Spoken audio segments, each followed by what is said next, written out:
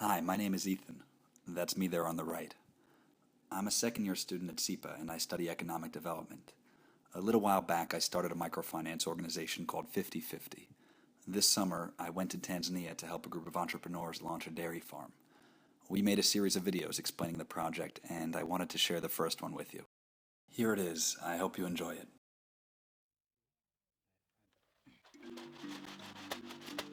Hi, we're here on Pemba, a small island in the Indian Ocean off the coast of mainland Tanzania. We're here to help start a dairy farm that will produce milk, butter, ghee, and more for sale in the local market.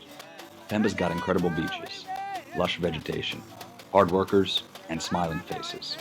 But what Pemba doesn't have is enough dairy cows to meet the growing demand for milk in the marketplace.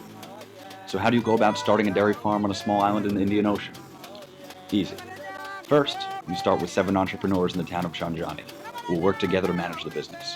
Meet Sada, Mohammed, Ngina, Batuli, Amina, Zulfa, and Ramadani.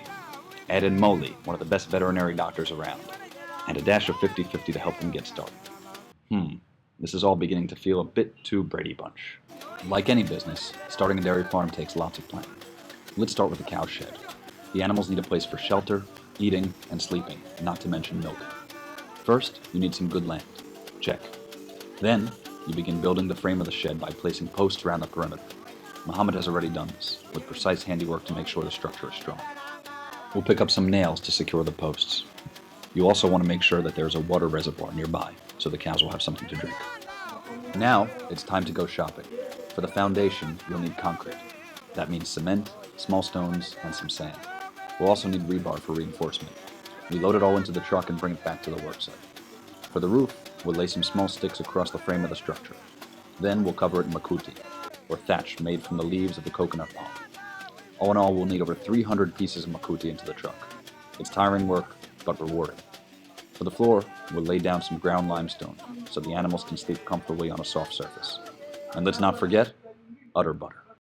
Now for the cows. A quick primer. On Pemba, the local variety of cattle are zebu, also known as Bos indicus.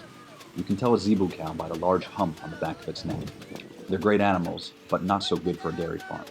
Zebu cows only produce 3 or 4 liters of milk a day, which is just barely enough to suckle their calves. That means there's not much milk left over to sell at the market. When you picture a dairy cow, you're probably thinking of a different species of cattle, Bos taurus, which are much boxier in shape and don't have the telltale hump. They've been bred through the ages to maximize their milk production, and most produce between 16 and 24 liters of milk a day, or about 5 times what their cousins, the zebu, can produce. That makes them ideal for our dairy farm. In order to purchase dairy cows, we'll need to go to the mainland, near the city of Tanga. We'll be starting with 4 animals, 2 cows and 2 heifers. The next video is just around the corner, and you can join us as we pick out the first cows for Pemba Fresh Dairy Farm. In the meantime, why not head over to 5050.org to get involved, choose an entrepreneur to support, and learn more.